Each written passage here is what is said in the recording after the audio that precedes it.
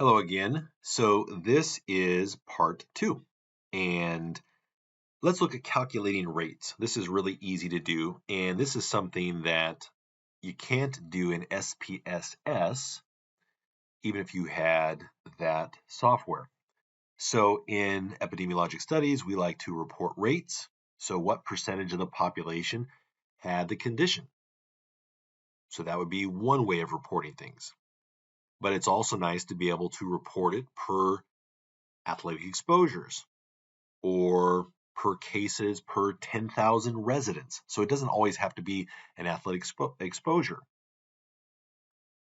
Calculating rates. So here's an example from a study I did. And in this study, looking at basketball players at the collegiate level, these were D3 mostly. I think there were some NAIA athletes in there too, if I remember correctly. And here was the total population and looking at initial and subsequent injury rates. So there was 29 total injuries, but 18 were the initial injuries. That's what we would use when we were calculating risk. But I can look at injury rates. So the rate for the total population was there were 3.9 per 1,000 athletic exposures for the total population, but I would say that there were 2.7 per 1,000 AEs for the initial injury. And then I was able to make comparisons based upon somebody's starter status or non-starter status. And we can also calculate if there's a difference between injury rates. That's called the rate ratio.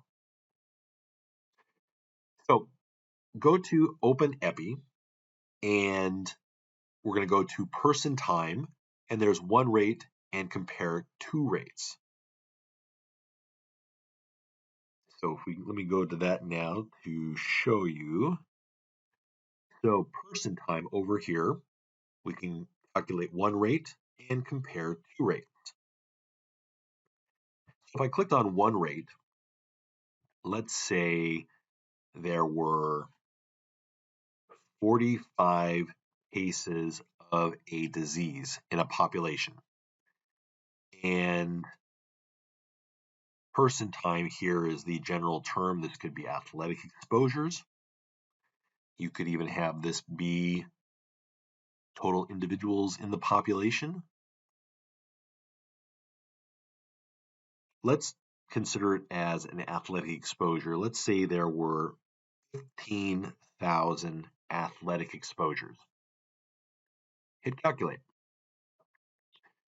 So our rate, there were 3 injuries per 1,000, in this case, athletic exposures. So we've got our rate, and we've got our lower and upper portions of the 95% confidence interval.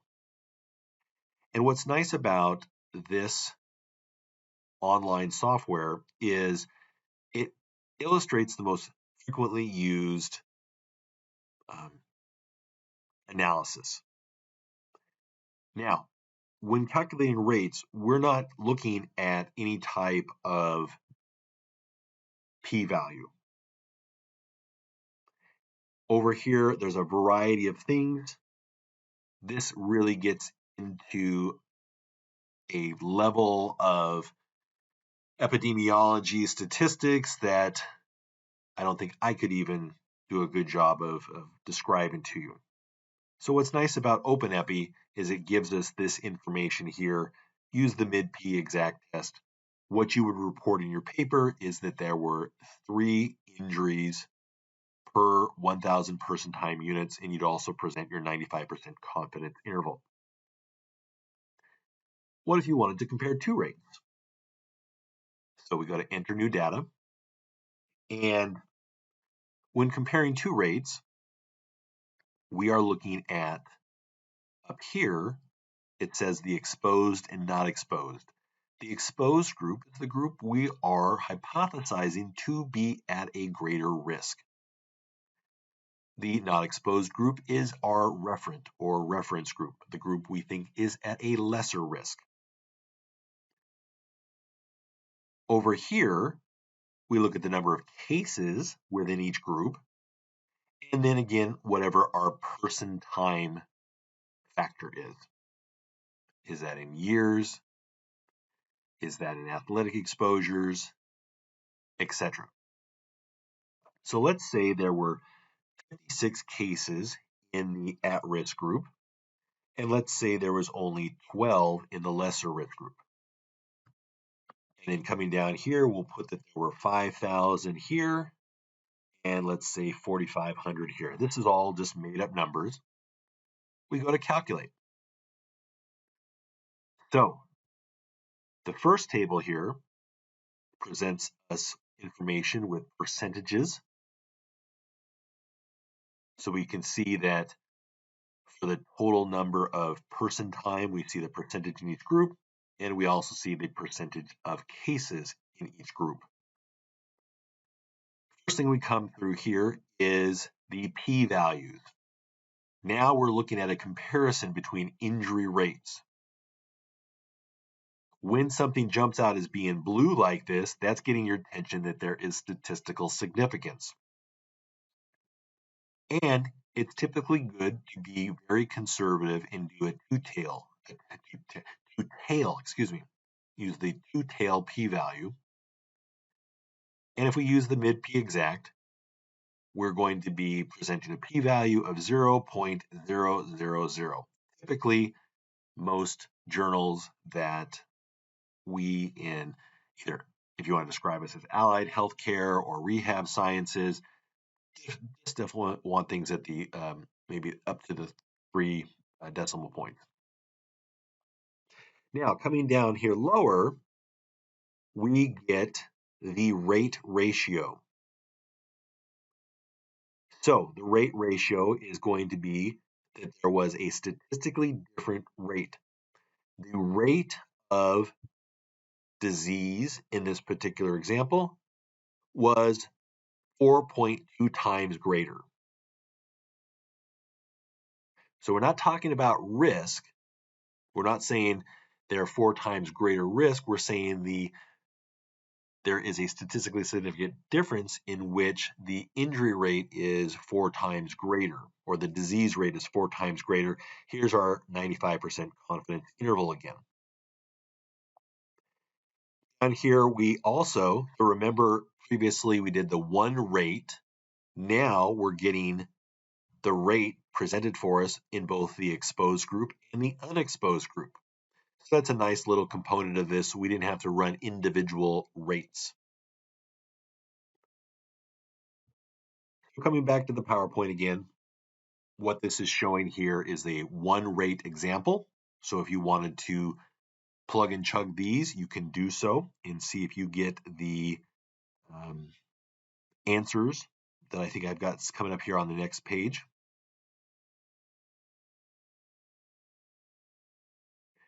So again, give those a try, pause the recording. This is the presentation again of what one rate would look like. I already calculated the one rate, so let's go ahead and move on. Looking at the rate ratios. So now we can compare two rates. I gave an example of that. Again, this is how things get presented. As I mentioned before, it's going to be in blue. If it's not in blue, then we will know that it's not going to be statistically significant since it's above the 0.05 that is frequently utilized for those purposes. Here you would report a 0.374, or in some cases, just a 0.4. And as I mentioned before, the rate in the exposed and the rate in the unexposed, this is a nice feature when you do a rate ratio calculation. It will present the rates for both those groups. And we did a demonstration of that already. Does that make sense? If that doesn't make sense, please email me, let me know, and we can go over things. But calculating rates, both the individual rate and doing a comparison, the rate ratio, it's a pretty simple procedure in OpenEpi. And as far as I know, that's not available in Intellectus or in SPSS. Going to pause the recording here for just a moment. Okay, sorry about that. Let's continue on. So now let's calculate relative risk and the odds ratio. So remember, I talked about the relative risk is probably the preferred statistic. Well, it is the preferred statistic for prospective cohort studies, also use retrospective. You'll see people use the odds ratio for cohort studies sometimes, especially if doing an adjusted odds ratio. The odds ratio is the only statistic you would use in a case control study. So, calculating relative risk and an odds ratio in OpenEpi. We'll go through the slides first, then we'll practice things. You're going to go to OpenEpi, click on the 2x2 table, and then enter the data.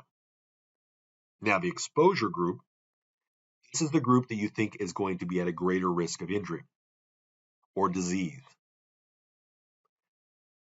The negative group here is your reference group. And then up here, disease is positive if they have it, negative if they don't have it.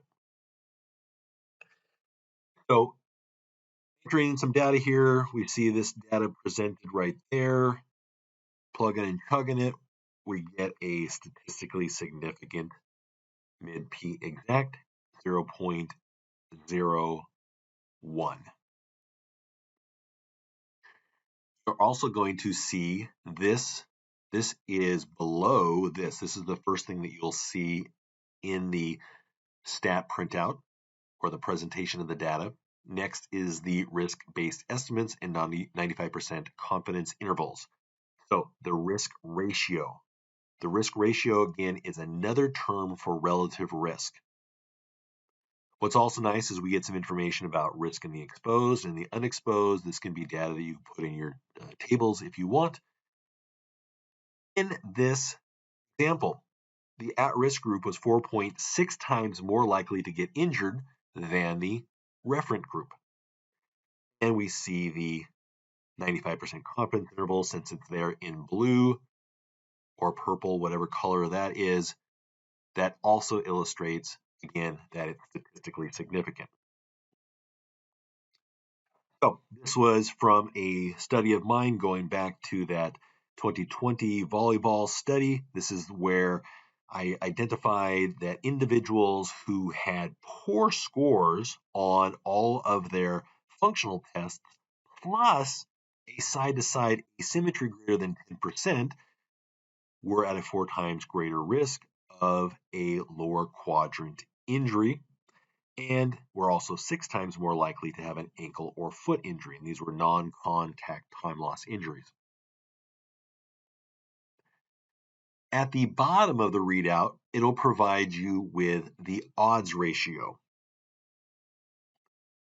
So my sample had 82. This is always important when considering things.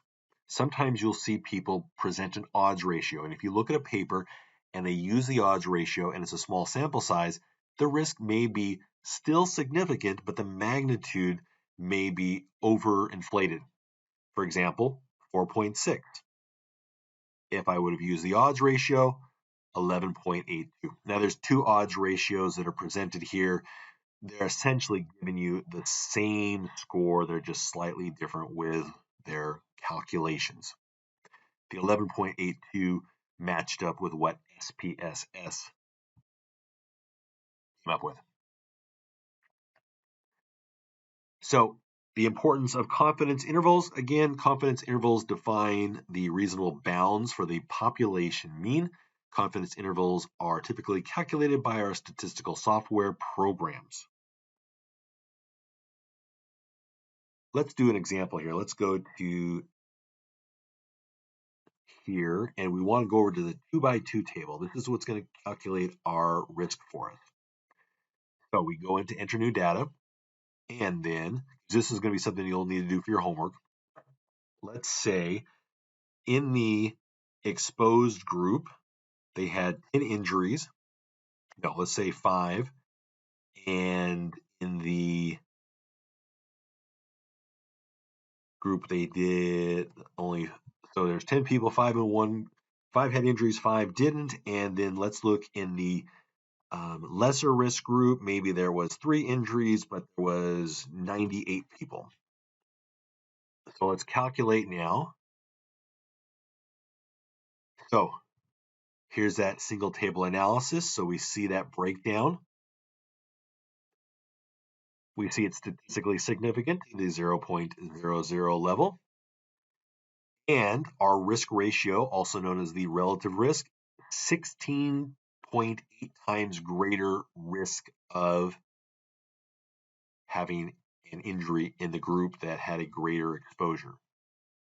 What's interesting is in that group, those who were at a greater exposure, what's interesting is only 50% of them had injury. So we missed 5 of them that we thought were at risk did not get hurt. But what the relative risk is showing is that if you're in this group, you're 16 times more likely to get hurt than the lesser risk group. So it's giving us that magnitude. It's saying that you're 16 times more likely. It doesn't necessarily mean you're going to get hurt. You're just 16 times more likely. And look at how big the odds ratio is. Again, we use a relatively small sample size there, so it basically double that. If you were to see in a paper somebody who's at 32 times greater risk, you'd be like, holy cow.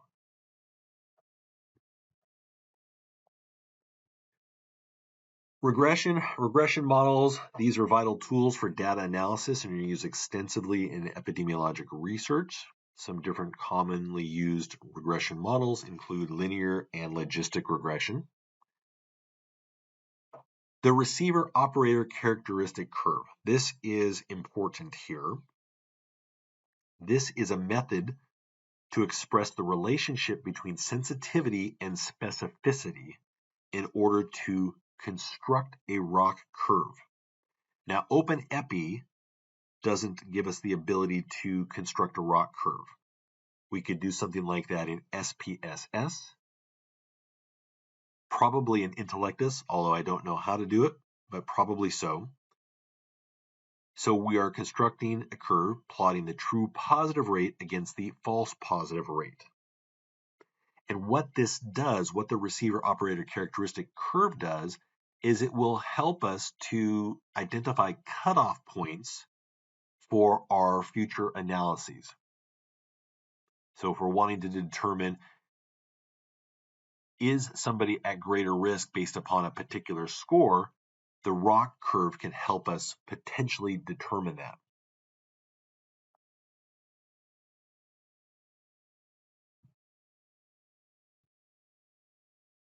Okay, so let's talk about the ROC curve.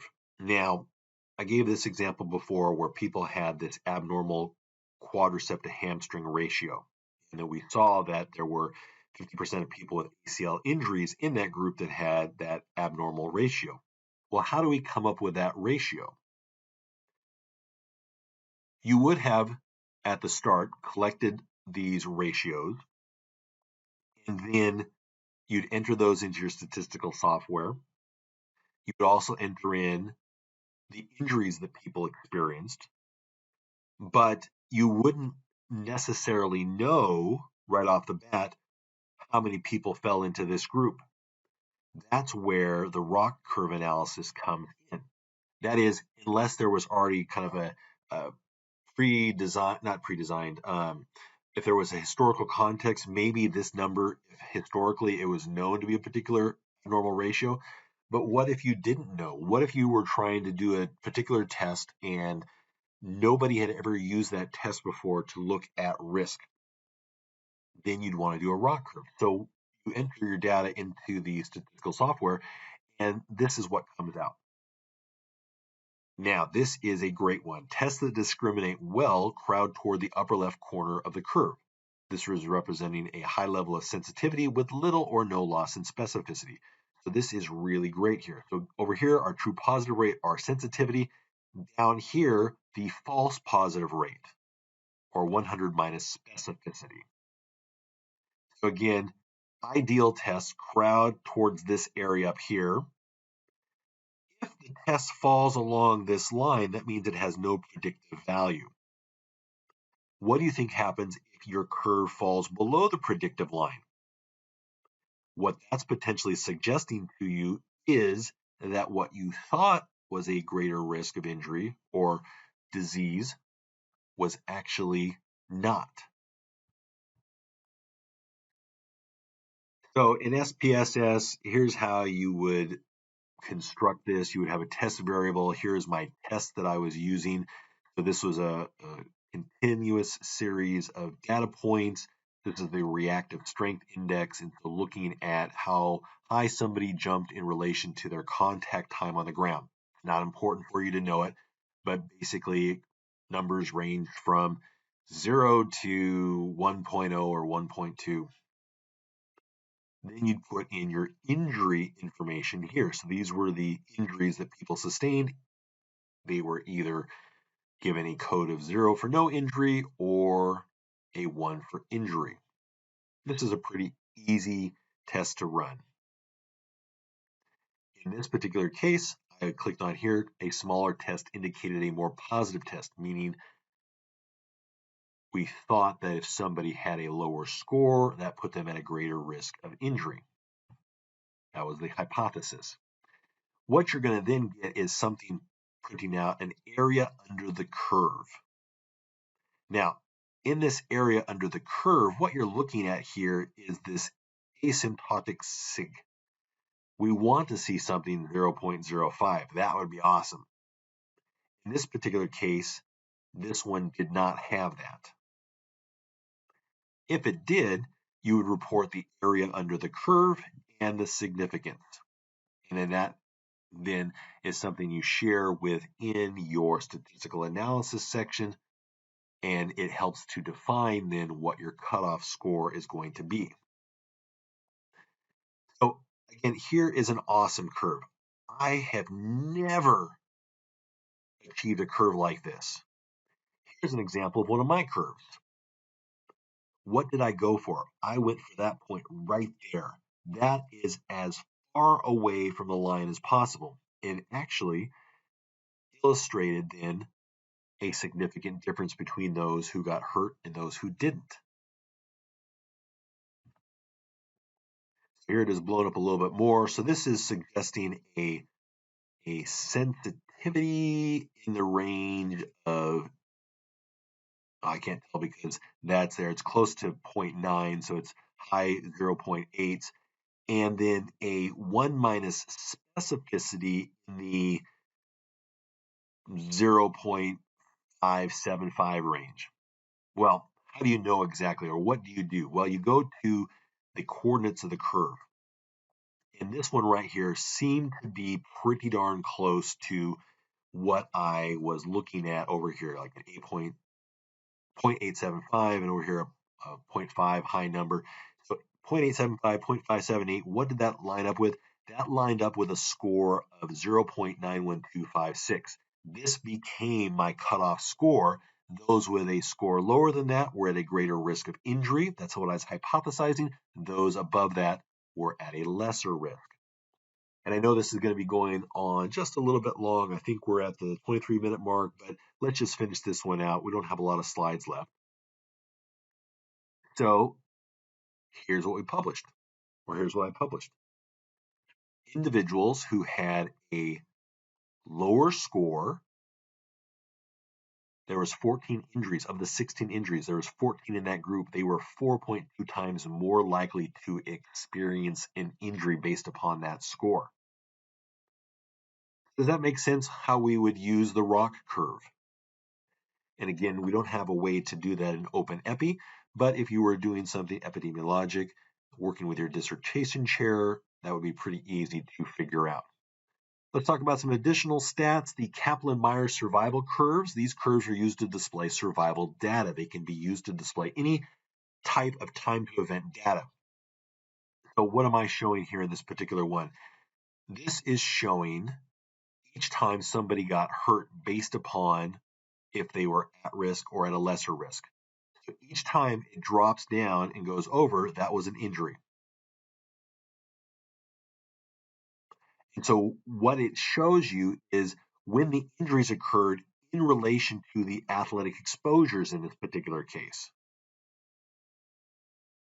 Epidemiologists may use this to show the deaths that may have occurred within a particular period of time.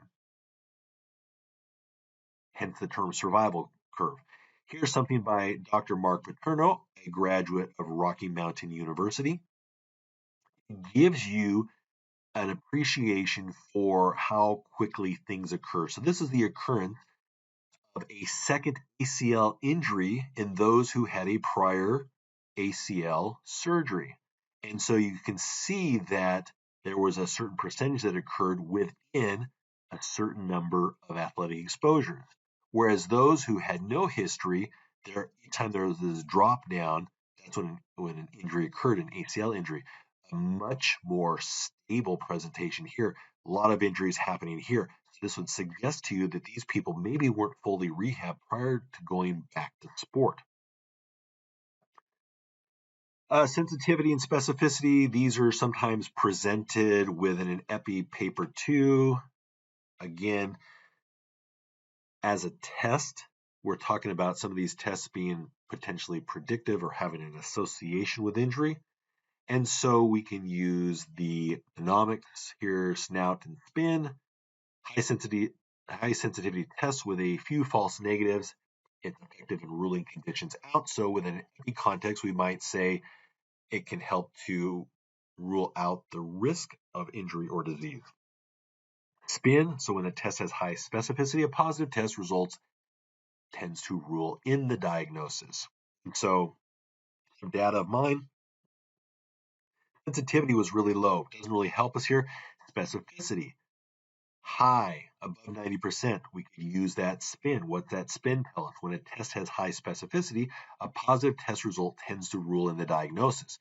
So since this particular study here used a particular set of tests, if somebody got a quote positive, meaning they performed poorly on several of these tests, you would be concerned about them being at risk for injury. So it's just another way of looking at the data. If that doesn't make sense, please let me know. It's kind of like using sensitivity and specificity in an epidemiologic context versus using it in a diagnostic context. All right, that wraps up everything. Have a good week.